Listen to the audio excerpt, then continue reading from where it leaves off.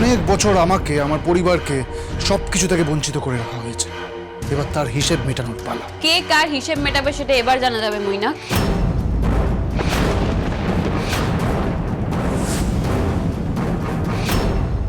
আমি জানতাম তুই কিছু না কিছু তো করবি। এইবারে খেলাটা কিন্তু অত সহজ হবে না মৈনাক। খেলা যত কঠিন হবে ততই তো মজা, তাই না ব্রাদার?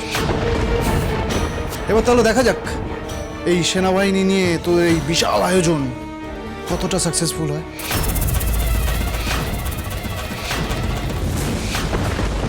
কি ব্যাপার, অনেক ফোর্স নিয়ে কেন এসছে? ঋদ্ধি, কি ব্যাপার বলো তো, যেটা তুমি আর বোন জানো আর আমরা বাড়ির কেউই জানি না? তোমাদের সব প্রশ্নের উত্তর আমি দিচ্ছি।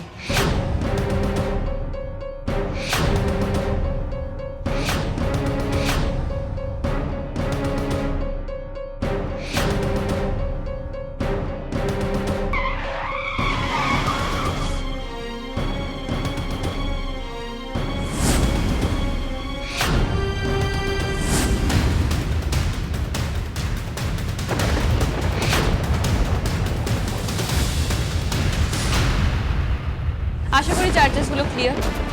তবুও শুধুমাত্র তোমার জন্য আমি আরেকবার রিপিট করে দিচ্ছি, ঋদ্ধিমান সিংহ রায় রুক্মিণী সিংহ রায়কে হ্যারাস করার জন্য, দিনের পর দিন রুক্মিণীকে ব্ল্যাকমেল করার জন্য, রুক্মিণীর বোন রুশালীকে কিডন্যাপ করার জন্য আমরা তোমাকে অ্যারেস্ট করছি।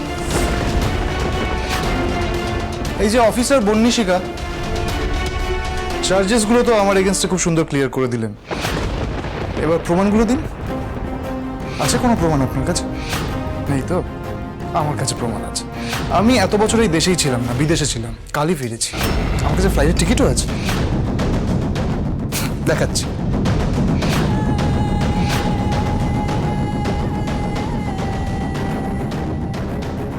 এই যে কাল রাতের টিকিট।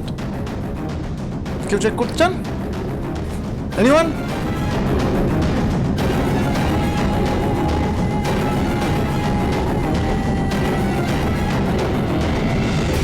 হ্যাঁ বনি মিমি, এই টিকিটটা তো গতকালকেরই।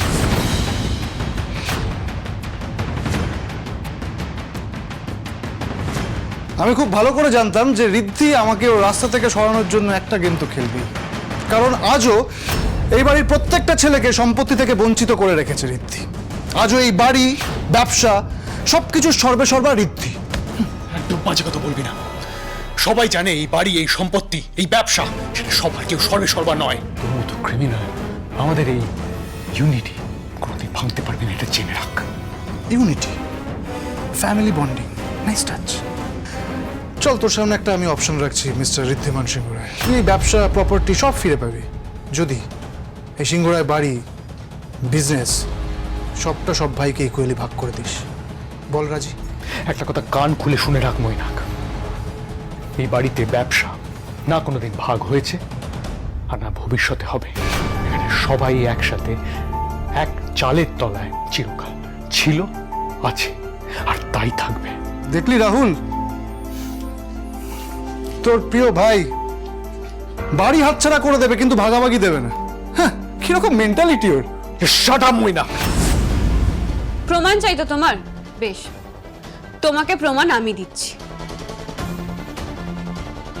এটা হলো ডিস ডায়মন্ডস এর গোডাউনের বাইরের ফুটেজ। আর খাতায় কলমে গোডাউনটা বন্ধ, আর এর মালিক মৈনাক সিংহ রায়।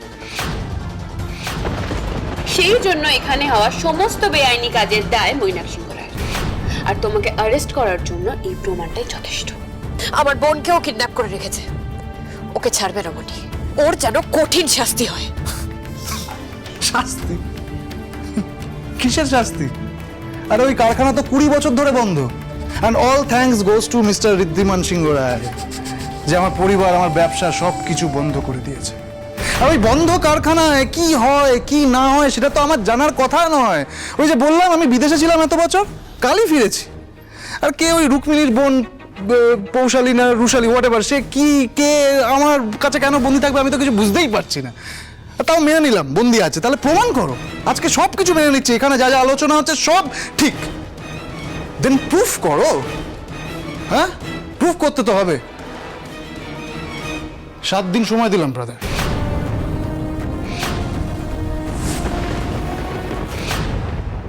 তার মধ্যে যদি প্রুফ করতে পারিস যে আমি দোষী, তাহলে এই সমস্ত কিছু তোর।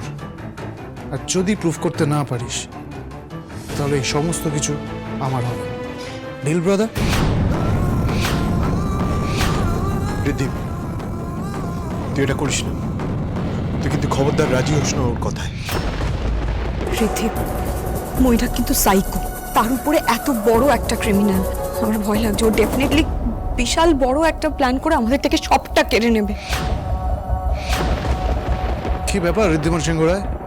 সবার ত্রাতা, সবার রক্ষাকর্তা, এই সামান্য একটা চ্যালেঞ্জ নিতে পা কাঁপছে নাকি? ঋদ্ধিমান বাবু, ওর কথা শুনে আপনি কিন্তু কিচ্ছু করবেন না। যা প্রমাণ জোগাড় করার বনি করছে। উনি কিন্তু ইচ্ছে করে প্রভোগ করছে বাবা। তুমি কিন্তু এইসব ডিলে রাজি হও না। ডিল? আমি তোর এই ডিলটা অ্যাকসেপ্ট করছি। ঠিক 1 সপ্তাহের মধ্যে আমি তোর এই মুখোশটা টেনে খুলে দেব।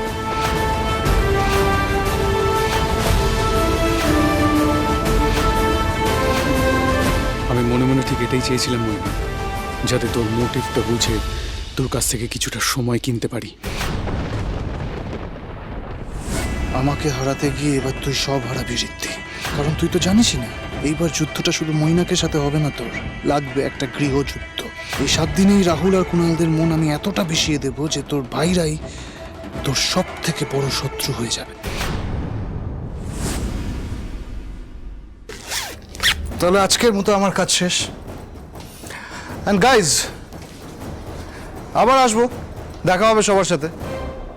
আর সেদিন মৈনাক থাকবে চৌকাটের এই পারে, আর গোটা সিংহরায় পরিবার থাকবে ওই পারে। Got my point?